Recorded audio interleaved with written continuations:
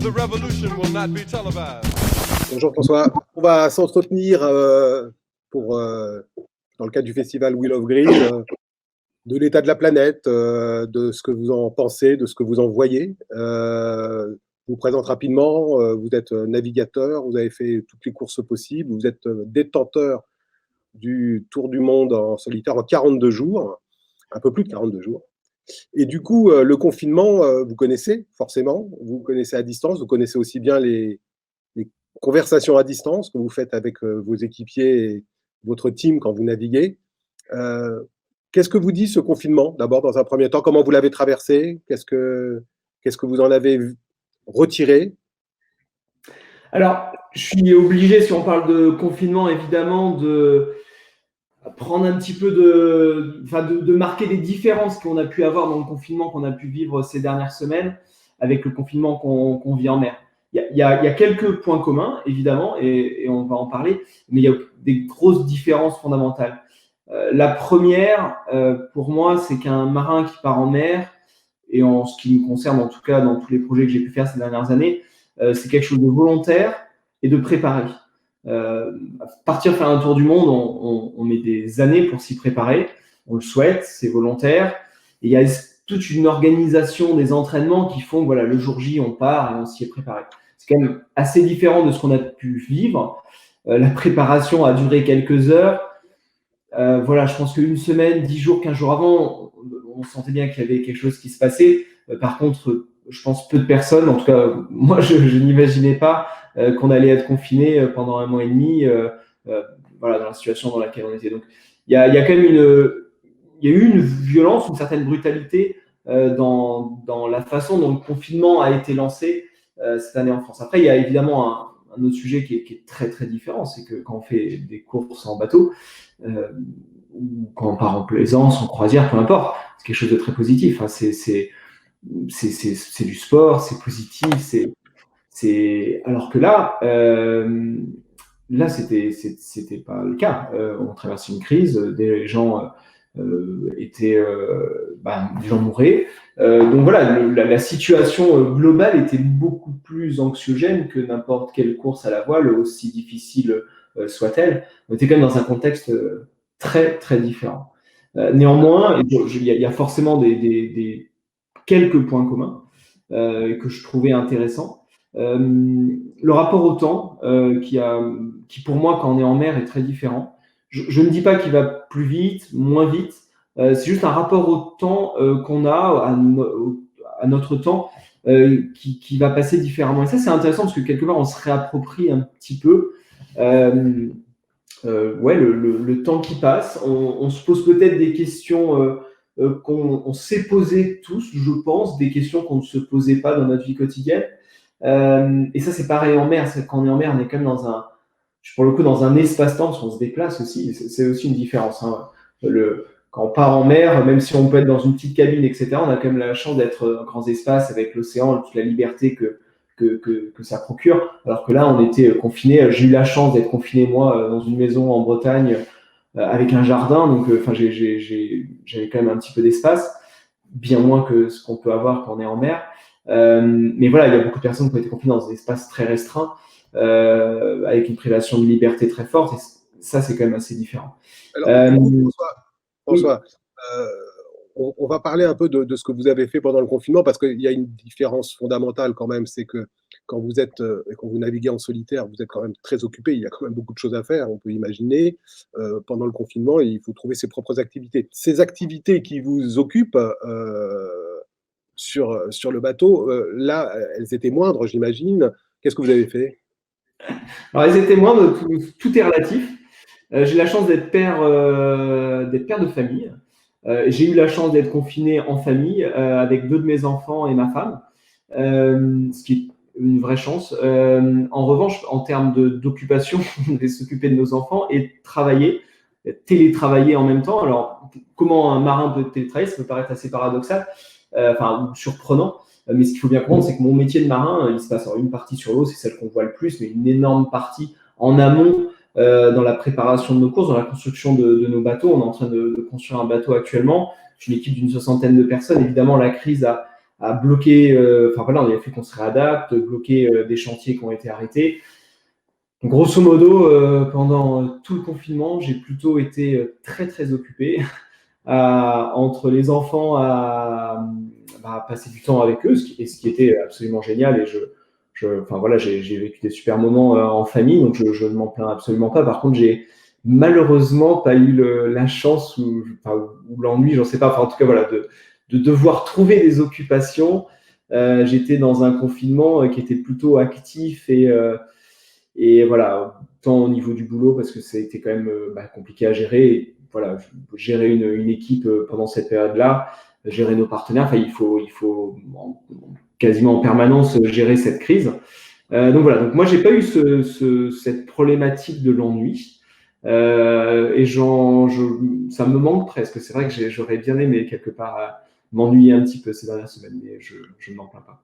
Alors François, vous dites que c'est vrai que cette période a peut-être été propice, souhaitons-le, pour plein de monde à réfléchir un peu à la crise, peut-être aussi au monde d'après.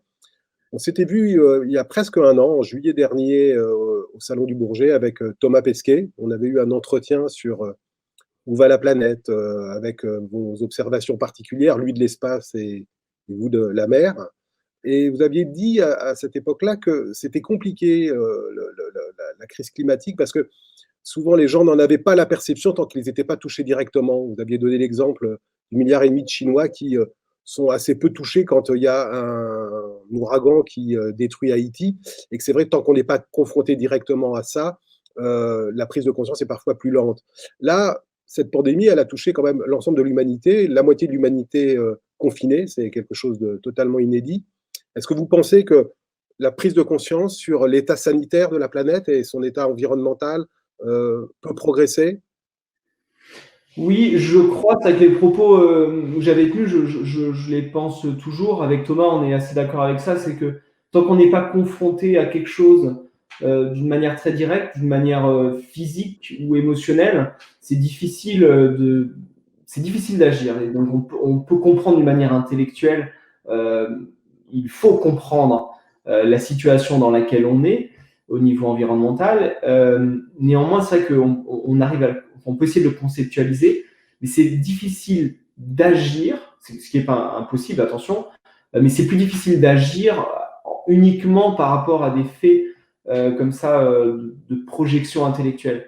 En revanche, quand on est confronté à quelque chose directement d'un point de vue physique, où je crois beaucoup aussi au pouvoir de l'émotion, je pense que ça nous aide, enfin, c'est plus facile de passer à l'action.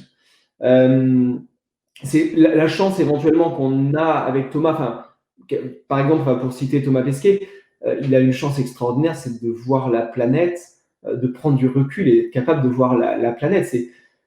Oui, on peut voir des photos, on peut voir les photos de Thomas, on peut comprendre. Je pense que tant qu'on n'est pas confronté directement à cette émotion liée à voir physiquement la planète sur laquelle on vit, il va imaginer évidemment que c'est un système, qu'elle est bien ronde, pour ceux qui en doutent. Mais c'est pas si simple. La crise du Covid est forcément un drame humain, donc je ne voudrais surtout pas le négliger. Néanmoins, elle a en effet eu cette chance de mettre quasiment plus de la moitié de l'humanité face à cette crise. Tout le monde était concerné, tout le monde a été confié, enfin tout le monde, plus de la moitié de l'humanité a été confinée, ce qui est quelque chose qui est quand même, en tout cas dans l'histoire, remarquable, et confronté en plus au même problème à un moment donné. Et ça, je pense que c'est en effet intéressant parce que quelque part, ça peut et il faut que c'est un pouvoir fédérateur face à un problème. Alors malheureusement, on l'a vu, hein, dans ces situations-là, je pense qu'il y a le meilleur de l'homme, mais aussi le pire. Donc il y a des gens qui se fédèrent, il y a aussi des gens qui s'éclatent. Mais voilà, en tout cas, le fait d'avoir tous été confrontés à ça en même temps, je pense, nous permet de dire attention, là, on a vécu tous ensemble quelque chose et on comprend, enfin, je crois, je pense, j'espère beaucoup qu'il y a une autre crise. On en a parlé pendant justement cette crise sanitaire. On a beaucoup parlé, je pense, plus que ce qu'on a pu faire auparavant, d'autres crises à venir, crise environnementale et crise sociale. Enfin, voilà, ça nous permet de mettre le doigt sur quelque chose et surtout de finalement se rendre compte, nous tous humains, on est sur le même bateau, la planète. Il a fallu et il faut aujourd'hui toujours, parce que cette crise sanitaire malheureusement n'est pas terminée, même si en France on est déconfiné, il y a toujours des gens qui meurent. Donc on a toujours cette crise à gérer dans les semaines et mois qui viennent. Et on a d'autres crises à venir et il faut qu'on arrive à être solidaire et à agir pour faire face à ça. Et est-ce que vous pensez qu'avec le ralentissement, voire l'arrêt de certains secteurs économiques importants, notamment dans le voyage, est-ce que la manière de relancer l'économie, qui va être probablement un peu différente selon les États, selon les pays et peut-être les priorités choisies par les gouvernements, est-ce que vous pensez que c'est l'occasion justement de revisiter le modèle économique, de dire il y a des choses qu'il ne faut plus faire? Évidemment, c'est une opportunité qui est extraordinaire pour changer les choses. On a vu qu'une telle crise, il va y avoir une réorganisation de tous nos secteurs d'activité. Le secteur dans lequel je suis, la course au large, évidemment, va être impacté d'une manière très très forte. L'a été ces derniers mois, des courses ont été annulées, d'autres courses vont être repoussées, annulées probablement dans les semaines qui viennent. Le sponsoring va être touché par la crise économique qu'on est en train de vivre et qu'on va vivre dans les mois qui viennent. Donc voilà, et c'est le cas dans plein de secteurs, malheureusement. On peut soit s'en attrister, soit se dire voilà, il va falloir quelque part reconstruire et c'est une opportunité pour essayer de reconstruire d'une manière différente et d'une manière plus adaptée quelque part au monde de demain. Est-ce qu'on va y arriver? Ça, on n'en sait rien. Est-ce que ça va être facile? Probablement pas. Ça va être plutôt très difficile. Mais en tout cas, on a l'opportunité de profiter de cette crise et des réorganisations et reconstructions à venir pour changer la société dans laquelle on vit aujourd'hui. Vous qui êtes un voyageur par essence, pas à l'essence, mais par essence. Du coup, est-ce que vous pensez qu'on va revisiter aussi cette notion de voyage? Là, déjà, on s'aperçoit que cet été, les gens ne rejoindront pas forcément les destinations auxquelles ils auraient pu penser il y a encore quelques mois. Est-ce que ça veut dire qu'il faut rester plus près de chez soi ou au contraire continuer à voyager, peut-être pas toujours en avion? Comment est-ce que vous voyez ça? Je ne sais pas comment ça va se passer dans les années qui viennent, mais en tout cas, aujourd'hui, je me pose clairement la question. Et en plus, j'ai la chance de faire du bateau. Et c'est pour ça que je ne veux pas l'imposer à tous, évidemment. Enfin, je peux pas dire on ne peut plus prendre l'avion. C'est pas possible. Et j'ai moi-même aussi un enfant qui est franco-norvégien. Donc, je ne sais pas comment on va s'organiser dans les années et mois qui viennent. Mais à un moment donné, on ne peut pas empêcher de se déplacer et de voyager. Ce que je me rends compte, par contre, et ça, c'est quelque chose de formidable, j'ai eu la chance, enfant, de voyager en bateau à voile avec mes parents, de découvrir quand même une grosse partie de l'Atlantique et des pays évidemment autour de l'océan Atlantique. Et je me dis, mais c'est extraordinaire parce que quelque part, uniquement avec le vent, j'ai eu la chance de voyager.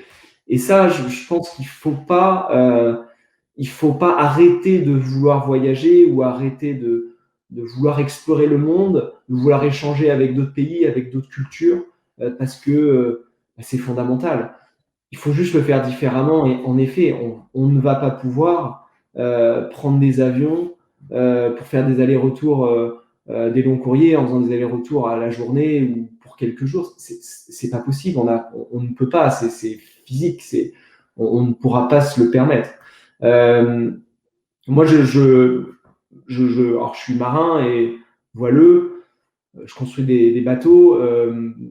J'ai envie de me dire que le voyage en bateau à voile, par contre, est possible et qu'il y a un potentiel quelque part du bateau à voile qui est énorme parce qu'il permet de se déplacer sur la terre, de continuer à voyager, continuer à explorer, continuer éventuellement, pourquoi pas, à transporter des biens, des personnes.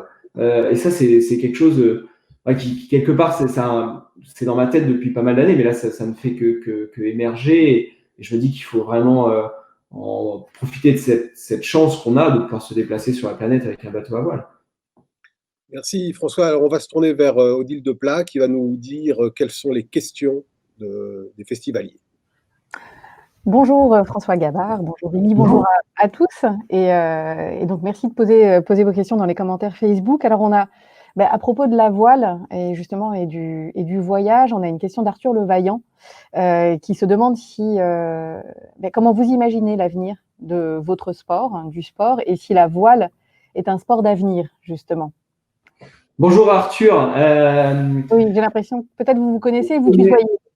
Oui, on peut tutoyer, évidemment. Non, mais c'est des questions qu'on se pose avec Arthur, en effet, depuis longtemps. La course au large, telle qu'elle existe aujourd'hui, elle a un impact environnemental. Aujourd'hui, on construit des bateaux en carbone. L'impact de la construction de nos bateaux n'est pas neutre. On ne peut pas dire c'est parfait ce qu'on fait. Quand on fait de l'événementiel sportif, le départ du Vendée Globe dans quelques mois au Sable d'Olonne, il y a des millions de personnes qui viennent au Sable d'Olonne. Ils viennent en voiture. L'impact de nos courses n'est pas neutre. En revanche, ce que je disais, mine de rien, la base même de notre sport, ça reste quand même d'utiliser le vent, d'utiliser l'énergie renouvelable pour se déplacer, pour faire des courses. Et ça, c'est quand même quelque chose de super intéressant. La course au large, on doit se poser des questions. On ne peut pas dire c'est super ce qu'on fait, c'est parfait, on n'a rien à changer. On n'a pas le droit. Et personne, de toute façon, dans aucun secteur, je pense, d'activité, on peut rester indifférent à ce qui s'est passé ces derniers mois. Et d'une manière générale, un monde qui évolue, on doit toujours se transformer. Donc, la course au large doit se poser des questions qui peuvent faire mal. Voilà, faut vraiment se remettre en cause. En revanche, on ne peut pas rien faire parce que je pense qu'on a un potentiel avec nos bateaux pour faire des choses remarquables. Et dans le monde du sport, le sport, d'une manière globale, doit se poser des questions. Et je crois que le sport a un vrai rôle dans notre société et doit jouer un rôle dans la société de demain. La course au large a un rôle et doit se transformer, se modifier, mais continuer à apporter le rêve, l'inspiration et pourquoi pas continuer à explorer cette piste de l'imaginaire, de l'exploration dont l'humain, je crois, a besoin. En tout cas, moi, j'en ai besoin. Et je pense qu'il y a plein de personnes qui ont besoin de ça. Donc, on a quelque part, nous, la course au large, on a plein d'ingrédients pour faire quelque chose de remarquable. On fait, je pense, partie des sports qui, s'ils se transforment d'une manière intelligente, peuvent vraiment rebondir après cette crise d'une manière super intéressante. Donc voilà, je crois beaucoup à la course au large. J'y ai vécu des années extraordinaires. Je pense qu'on a encore des belles années à faire et je pense que le rôle de notre sport, le rôle sociétal, peut vraiment... on a un grand impact et un grand rôle à jouer dans les années qui viennent. François, est-ce que c'était le sens du manifeste Mer Concept que tu as lancé avec d'autres? Ouais, alors moi, comment on est organisé, j'ai une société qui construit des bateaux, en l'occurrence pour la Massif, gère des bateaux donc en course. Je suis skipper donc du trimaran Massif. On construit aussi des bateaux pour Apivia, qui va faire le Vendée Globe, donc avec Charlie Dalin. Donc voilà, on est une société qui gère des bateaux de course. Aujourd'hui, en tant que chef d'entreprise, je crois profondément que notre entreprise a un rôle à jouer dans la course au large. Et je crois aussi que les sociétés ont un rôle à jouer dans la transformation de notre société nécessaire dans les mois et années qui viennent. Donc, je crois, on travaille sur le principe d'entreprise à mission. On a donc rédigé un manifeste, une mission. C'est vraiment des chantiers qui sont en cours. Parce que je pense qu'une entreprise privée comme la mienne doit avoir un rôle, au-delà du simple business, doit avoir un rôle sociétal. J'y crois beaucoup et je pense que c'est un modèle d'entreprise qui a de l'avenir dans les années qui viennent. Et c'est le rôle, je pense, de Mer Concept. dans la course au large, on est leader quelque part dans ce sport-là et on doit être leader de la transformation de ce secteur-là. C'est pas facile, hein, c'est ambitieux quelque part, mais voilà, je pense qu'on a un vrai rôle à jouer. Et je crois aussi que la transformation de la course au large doit dépasser quelque part le cadre de notre sport. Et je pense d'une manière générale au monde maritime. Finalement, qu'est-ce qu'on fait? On invente des bateaux extraordinaires pour aller le plus vite possible, pour gagner des courses. Toutes les inventions autour de nos bateaux de course doivent servir le monde maritime de demain. La plaisance, le transport maritime, la pêche. Je pense qu'il y a plein de transferts technologiques à opérer vers d'autres domaines du monde maritime. Et on doit avoir un rôle à jouer dans ces transferts technologiques. Alors, je rappelle à tous les festivaliers qui peuvent poser des questions et qui doivent poser des questions. Oui, alors, pour rebondir sur ce que vous disiez, François, et sur l'avenir de sport, j'ai lu que vous parliez de la possibilité d'utiliser le vent dans le transport maritime. Alors, on peut imaginer même dans le transport touristique aussi des énormes bateaux à voile, réellement, à l'avenir. Enfin, moi, ça m'a fait rêver. Moi, j'y crois énormément. Finalement, quand on regarde l'histoire du bateau, les bateaux existent depuis des milliers d'années. Le moteur, c'est assez récent dans cette histoire-là, ça a quelques décennies, un peu plus d'un siècle. Et finalement, pourquoi demain, on ne serait pas capable de se déplacer sur la planète en utilisant le vent, se déplacer des personnes et ou déplacer des biens. Alors ça ira de fait probablement moins vite que l'avion. Encore que, on fait des progrès qui sont quand même assez intéressants. Aujourd'hui, on est capable de traverser l'Atlantique en un peu plus de 3 jours sur un bateau à voile. C'est quand même, enfin, moi, je trouve ça me dépasse tellement, je trouve ça fabuleux.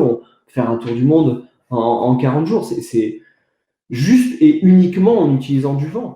Donc voilà, je crois beaucoup en effet au retour de la voile. Alors, je pense que ça se fera probablement d'une manière un peu hybride dans les années qui viennent. Peut-être qu'on peut être déjà sur un bateau classique, un bateau à moteur. Je ne sais pas s'il faut utiliser le mot classique, peut-être pas ce nom classique justement du moteur depuis quelques années.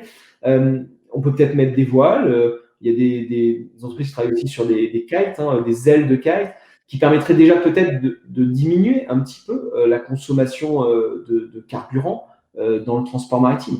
Imaginons juste simplement si on pouvait gagner 10, 15, 20%, baisser la production de carburant dans le transport maritime de quelques pourcents. L'impact, il est phénoménal. Et quand on parle du transport maritime, alors c'est vrai que moi, c'est mon métier, je fais de la voile. Il y a peut-être des gens qui se sentent un peu étrangers à ça, mais il faut bien comprendre aujourd'hui que 90% des biens que l'on consomme transitent par le transport maritime, qu'on le veuille ou non, même si on ne vit pas près de la mer, même si on n'est pas intéressé par les bateaux, et je le comprendrai très bien. Aujourd'hui, à part, on consomme des biens qui se transportent par la mer. Donc, on est tous concernés par cet enjeu du transport maritime. Et aujourd'hui, on peut clairement et techniquement, on est capable de le faire. On peut améliorer grâce au vent. Peut-être déjà, et ça, c'est une réflexion sur la consommation, sur consommer. On a une notion de vitesse dans la consommation. Peut-être que si les cargos iraient déjà un petit peu moins vite, il ne suffit pas grand-chose. Et donc, accepter que des biens mettent un petit peu plus de temps pour venir d'Asie vers l'Europe ou d'Amérique vers l'Europe ou inversement, on aurait déjà des progrès considérables. Mais utiliser le vent pour déplacer des marchandises ou des personnes, je pense qu'on n'a pas vraiment le choix. Ça marche. On a tous les éléments finalement techniques pour le faire. Forcément changer beaucoup de choses. Ça va pas se faire du jour au lendemain et c'est pas si simple que ça à mettre en place. Mais on a quand même en tout cas les connaissances techniques pour être capable de faire des bateaux à voile qui transportent des marchandises. Et alors, à propos de la pollution des océans, alors qui est due en partie aux bateaux à moteur et à l'utilisation de pétrole. Manuel Pinto nous pose cette question, enfin vous pose cette question. Combien de temps faudra-t-il, à votre avis, pour nettoyer les océans?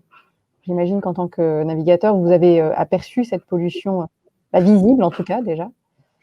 Alors malheureusement, je suis incompétent pour être capable de répondre précisément à cette question. En revanche, je pense qu'il y a quelque chose d'assez intéressant par rapport aux océans.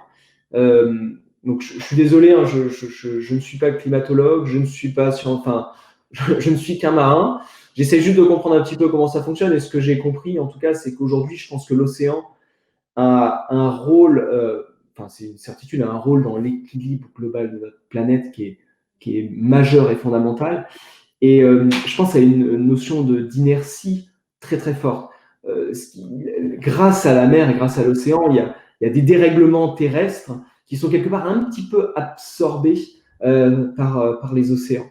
En revanche, vu qu'il y a de l'inertie, ça peut-être nous sauve actuellement parce que les dérèglements qu'on a causés, quelque part, on est un petit peu sauvé par les océans. Malheureusement, je pense que les méfaits, quelque part, qu'on a pu causer à l'environnement et plus directement à l'océan vont mettre des années à être réparés. Voilà, c'est un système qui a beaucoup d'inertie. Mais malheureusement, je ne saurais pas répondre. Dans les pollutions aux océans, elles sont multiples et variées. On peut parler évidemment des plastiques, parce que encore une fois, c'est une pollution relativement récente, hein, ça n'existe que depuis quelques dizaines d'années. Ce qu'on sait aujourd'hui, c'est qu'évidemment, les macroplastiques, les gros plastiques, on peut imaginer les ramasser sur les plages, les prélever. En revanche, un des vrais problèmes et qui n'est pas visible, c'est les microplastiques. Donc, le plastique se fragmente et puis à un moment donné, il n'est pas visible. On ne le voit pas. On peut passer en bateau sur des microplastiques sans le voir. En revanche, les poissons, ils les consomment, ces microplastiques, mais quelque part indirectement, si on consomme des poissons, on les ingère. Et a priori, c'est pas très très bon pour notre santé. Et comment résoudre ce problème des microplastiques? Je ne sais même pas si on va y arriver. Et attention, quand je dis ça, ça ne veut pas dire qu'il faut rien faire. Je dis juste qu'en tout cas, il y a un problème à gérer avec les plastiques, ça c'est une évidence. On doit transformer notre façon de vivre avec le plastique. Il faut absolument bannir le plastique à usage unique à très très court terme. Transformer l'utilisation du plastique à usage non unique et arriver à trouver des systèmes circulaires pour être capable de le recycler et quelque part qui ne termine pas dans la nature et un jour ou un autre dans les océans, hein, parce que par gravité, quelque part, n'importe quel plastique à une échelle de temps donnée va finir dans les océans. Voilà, on a plein de choses à transformer. Il faut continuer à réfléchir à comment réparer les dégâts qui ont été faits. Malheureusement, il y a probablement certains dégâts qui sont aujourd'hui irréversibles, ce qui ne remet pas en cause nécessairement notre survie à nous. Je fais partie des gens optimistes qui croient qu'on peut y arriver. Mais certains des dégâts qu'on a causés à la planète, malheureusement, sont probablement irréversibles. Il faut en effet faire le lien peut-être entre la pollution terrestre et la pollution marine. En fait, les gens pensent que quand ils jettent un mégot en ville, ça ne concerne pas la pollution marine, mais en fait, en effet, avec les rivières, avec les transferts de tous ces plastiques et de ces microplastiques et des détergents aussi, en fait, ça affecte énormément l'espace marin. On ne peut pas penser la problématique actuelle sans penser d'une manière très systémique et très globale. Évidemment, tout est lié et c'est pas pour autant. Donc tout est lié et l'attaque des océans et des mers a aussi des conséquences derrière pour les terriens. On peut pas simplement dire je vais pas faire du bateau et on n'est pas sur les océans, on mange pas de poisson, donc ça me concerne pas. C'est pas vrai. Évidemment, tout est lié. Donc, on doit avoir une vision globale de ce projet-là. On doit avoir une vision globale de l'ensemble des échanges et des interactions qu'on a avec notre environnement. Et en effet, on sait bien qu'un petit quelque chose à un endroit de la planète a des répercussions à un moment donné à l'autre bout de la planète. Est-ce que vous avez vu ces fameux océans de plastique dont on parle régulièrement? Alors, des plastiques et des macroplastiques et des plastiques loin des côtes, oui, j'en ai vu. Et c'est assez terrible parce qu'on peut naviguer plusieurs jours, être au milieu de ce qu'on pense être quelque chose de très sauvage, et hop, on croise un plastique ou on croise un porte-conteneur avec l'odeur du carbone. Enfin bref, on est toujours très, très touché quand on pense être dans un endroit très sauvage. On se rend compte que même là, la pollution est présente. En revanche, voilà, c'est ce qui est terrible et c'est ce dont on parlait d'ailleurs avec Thomas Pesquet l'an dernier. On ne voit pas forcément les pollutions les plus graves. Et je reviens sur les microplastiques. Ils ne se voient pas. Enfin, non, je suis désolé, en tant que marin, je n'ai pas pu comptabiliser. Ou on le voit pas. Et c'est ça qui est le plus sournois, c'est que les choses qu'on voit pas. Encore une fois, on revient sur le problème de l'intellect, on peut le comprendre et je le remets évidemment pas en cause. Il y a des scientifiques qui ont fait des prélèvements, il y a des études très détaillées sur l'ensemble de la planète qui sont indiscutables. Il y a des microplastiques et il y en a partout et malheureusement, même à l'autre bout de la planète, un petit peu moins à l'autre bout de la planète et loin des zones habitées, mais il y en a partout. Mais vu que c'est peut-être pas aussi visible que sur une plage à proximité immédiate de la population, c'est vrai que c'est peut-être plus difficile de se rendre compte de la dangerosité de cette pollution-là. Alors, je rappelle quand même à tous les marins et tous les terriens qui peuvent poser leurs questions sur le compte Facebook du festival Wheel of Green et sur le site dumonde.fr, évidemment. Alors, j'en ai une de Mathieu DLS. Comment faire pour la logistique lors des courses au large, la casse, le transport des équipes techniques en avion? J'imagine que tout ça a un impact aussi. Oui. C'est vrai que ça fait partie des transformations nécessaires de la course au large. Aujourd'hui, c'est difficilement acceptable. Enfin, en tout cas, moi, c'est quelque chose que je n'accepte pas, que je n'accepterai pas. On ne peut pas se dire, par exemple, on va faire une course en bateau à voile qui est capable de traverser l'Atlantique et de ramener le bateau sur un porte-conteneur.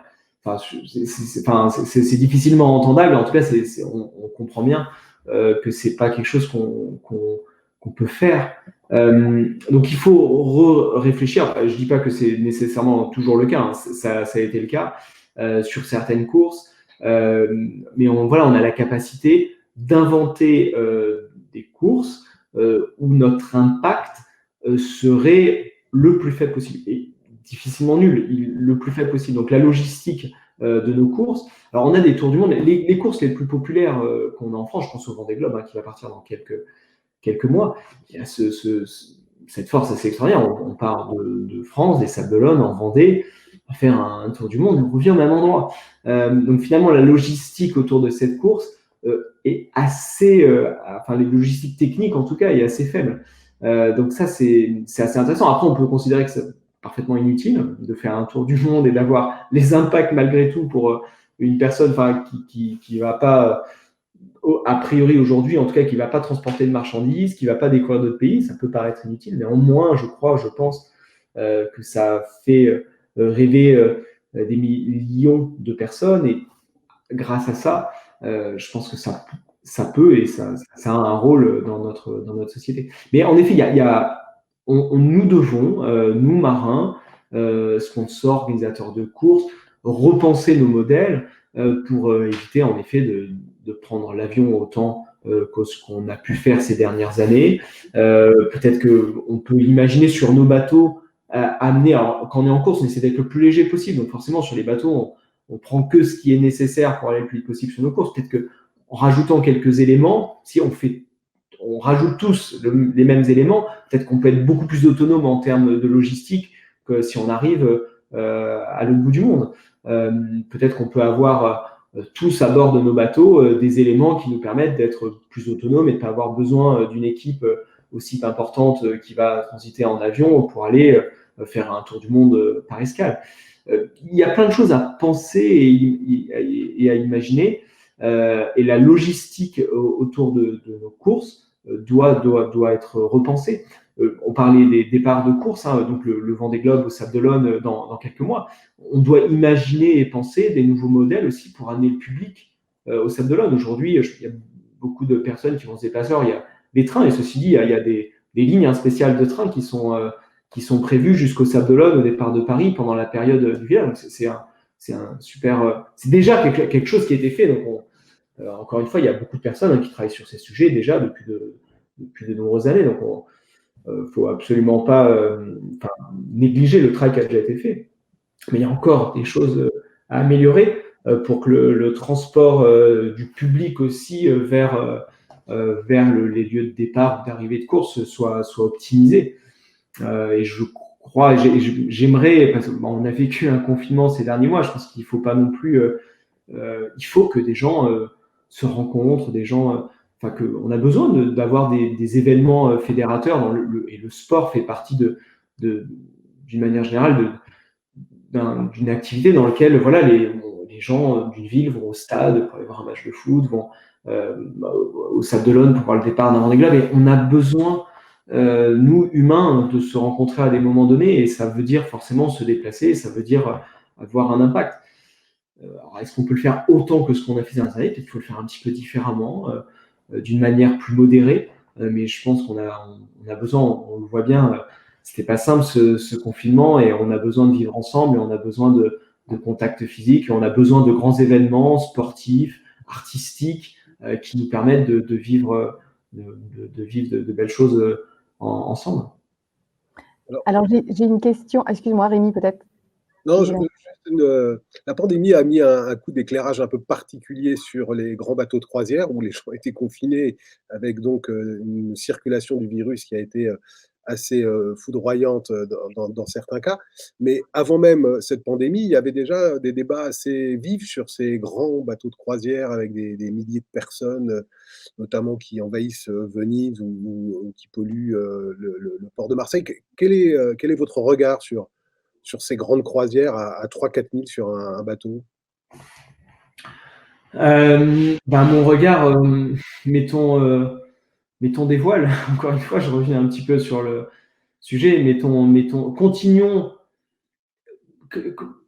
On a besoin de voyager tous. Enfin, je pense que c'est important, et voilà, la chance de pouvoir découvrir le monde est importante. Donc, il faut juste transformer ce secteur d'activité. Mettons peut-être des moyens de propulsion plus propres dans les mois et années qui viennent, et pourquoi pas, encore une fois, utilisons le vent quand c'est possible pour se déplacer. Alors, le modèle sera un petit peu différent, peut-être qu'on n'ira pas à la même vitesse, peut-être qu'il faudra accepter d'aller un petit peu moins vite. Il faudra peut-être accepter que les horaires soient aussi un petit peu moins bien respectés, parce que des fois il y a du vent, des fois il n'y a pas de vent. Mais continuons à explorer le monde avec des bateaux d'une manière différente, et profitons du vent qui souffle et qui va continuer à souffler sur nos océans pour se déplacer. Alors, à ce sujet, j'ai Chris S qui pose cette question. Utiliser le vent qui produit l'énergie nécessaire directement depuis l'embarcation, est-ce possible? Alors oui, on peut avoir une éolienne sur un bateau. Alors c'est ce qui nous sert d'ailleurs sur les bateaux de courtage. On a souvent des éoliennes qui nous permettent de produire de l'énergie. Cette énergie nous sert à la vie à bord, à l'électronique, au pilote automatique, à la lumière, enfin voilà, à tous les éléments, parce qu'on a besoin d'énergie à bord d'un bateau, même à bord d'un bateau à voile. On peut alors imaginer avoir une éolienne, produire de l'énergie a priori électrique, mais encore que, enfin, il y a plein avec l'hydrogène, il y a plein de manières de stocker de l'énergie sur un bateau, et après réutiliser cette énergie grâce à un moteur pour faire avancer un bateau. C'est possible, c'est techniquement possible. Après, on sait bien qu'à chaque fois qu'on transforme des énergies, il y a toujours un petit peu de perte. Aujourd'hui, je crois qu'on n'a pas inventé mieux que l'utilisation directe du vent dans une voile ou dans une aile pour faire avancer un bateau. Donc, essayons, et essayons d'être créatifs, ne nous fermons aucune porte, parce qu'on a bien vu, et ça, moi je crois en l'innovation et au progrès technique. Je pense qu'il ne faut pas dire arrêtons tout, revenons au système comme avant. Je fais partie de ceux qui croient au progrès, mais ne faisons pas n'importe quoi et essayons d'être efficaces dans notre manière d'utiliser l'énergie et qui est à notre disposition. Et aujourd'hui, l'énergie du vent est quand même assez fabuleuse et extraordinaire. Alors, Sylviane Marchand nous demandait, alors c'est une question beaucoup plus générale, mais c'est quoi le monde d'après selon vous, puisqu'on en a beaucoup parlé de ce monde d'après? Est-ce que c'est le monde dont je rêve ou est-ce que c'est le monde probable? J'en sais rien. En tout cas, tel que je l'imagine et je l'espère, le monde d'après, il est forcément différent. Parce que je crois fondamentalement qu'être immobile, c'est pas vivable. Donc on doit se transformer, on doit évoluer. Et je crois, j'espère, je pense, et je milite pour qu'il soit meilleur. Meilleur à tout point de vue, et enfin on a chacun nos prismes, et je pense que voilà, justement d'ailleurs la diversité de nos points de vue fait partie de nos richesses, mais un monde où voilà certaines choses qui peuvent être choquantes aujourd'hui, certaines inégalités, certaines absurdités ne soient complètement absentes, je ne sais pas, mais en tout cas réduisent fortement. C'est ce qu'on peut espérer en tout cas. Et alors, à propos de ce changement de la course au large, il y a un collectif avec lequel vous travaillez, je crois qu'il s'appelle La Vague, et qui cherche justement à mettre à jour en fait ces questions écologiques de la course au large qui sont souvent ignorées en fait. C'est vrai que c'est un sport qui a une image comme ça très écolo, et vous reconnaissez dans ce collectif que pas toujours. Non, cette conférence. Je pense que la voile reste, encore une fois, reste un sport mécanique assez extraordinairement propre, mais pas parfait. Et voilà, l'enjeu, c'est de dire, attention, on a quand même un impact. Faisons en sorte, est-on capable de juger aujourd'hui si l'impact négatif, principalement environnemental, est compensé par tous les autres impacts positifs qu'on peut avoir sur la société? C'est malheureusement une question auquel je ne sais pas répondre aujourd'hui, où justement un collectif comme La Vague peut permettre d'essayer de rassembler des personnes pour essayer de répondre à cette question et surtout transformer notre secteur d'activité voilà, pour faire en sorte d'être plus adapté au monde de demain. Et il y a quelque chose qui est assez intéressant, que je trouve remarquable, là aujourd'hui les personnes probablement qui écoutent ce think tank sont français. On a en France, en fait, la course au large telle qu'elle existe, c'est quelque chose qui est très, très, très populaire et développé en France. Le reste du monde, alors beaucoup de gens font de la voile, mais c'est vrai qu'on est, nous, Français, très bons dans ce domaine-là. Enfin, je veux dire, et dans le monde maritime, d'une manière générale aussi, enfin, on a la chance, et à des moments, nous, Français, on a toujours tendance à un petit peu se critiquer ou pas estimer les choses qu'on sait bien faire. Et honnêtement, la France a probablement un rôle très important à jouer dans le monde maritime. On est bon en course large, mais on est bon d'une manière générale en plaisance. On a des constructeurs de bateaux très, très, très forts dans le transport maritime. Enfin bref, clairement, je pense que ça fait partie des niches dans lesquelles la France a des atouts assez extraordinaires. Et dans la course au large, il se trouve, encore plus qu'en France, en Bretagne, dans un petit territoire, il y a énormément d'activités dans la course au large. Une grosse partie des meilleurs bateaux au monde sont construits aujourd'hui sur un petit territoire. Et ça peut être notre limite aujourd'hui, parce que clairement, on fait partie de sports qui s'internationalise. Je pense au Vendée Globe, encore une fois, je crois qu'il y avait 12 ou 13 nationalités présentes au dernier Vendée Globe, je crois, en tout cas plus d'une dizaine, sur une trentaine de participants. Donc ça reste une spécialité franco-française. Néanmoins, il y a déjà une internationalisation qui est en train de s'opérer, mais qui est aussi aujourd'hui un petit peu la limite de notre système. On n'est pas aussi développé que certains sports comme le foot, ou même dans d'autres sports auto comme la Formule 1 qui est très mondialisé, présent dans tous les pays, sur tous les continents. C'est pas notre cas, ou en tout cas d'une manière beaucoup plus marginale. En revanche, on a la chance d'être un petit milieu où on se connaît relativement bien. On s'apprécie souvent d'ailleurs, nous marins et de manière générale les techniciens et toutes les personnes qui opèrent dans ce secteur d'activité. Et il se trouve par exemple qu'avec la vague, on s'est rendu compte qu'en fait, en quelques coups de téléphone, en quelques échanges, on arrive à regrouper, c'était donc au mois de janvier ou février à Lorient, des centaines, je crois entre 300 et 400 personnes, qui représentent peut-être au moins, enfin en tout cas qui sont des personnes qui ont un impact dans la course au large mondiale. Et je pense que c'est peut-être aussi de nos atouts dans les mois qui viennent, c'est qu'on est un milieu qui a une capacité probable de se transformer très rapide, parce que finalement, on est un petit milieu sur un espace géographique relativement restreint, où on se connaît vite, et donc on est peut-être, je l'espère, je le crois, capable de changer notre sport, changer les règles du jeu assez rapidement pour que ce soit plus adapté au monde de demain. Et ce qui est le cas de ce mouvement, de la vague, qui a super bien marché, qui quelque part s'est un peu accéléré pendant cette crise du Covid. On a, je crois, au sein de ce mouvement et autour de ce mouvement, plein de personnes influentes qui peuvent clairement avoir un impact et une transformation forte dans notre milieu. Écoute, merci François pour cet optimisme et surtout pour cette évocation du large dont on a été privé tous ces derniers mois, en espérant qu'on pourra se voir bientôt en Bretagne ou ailleurs. Merci Odile, merci aux festivaliers à distance qui ont suivi cette discussion.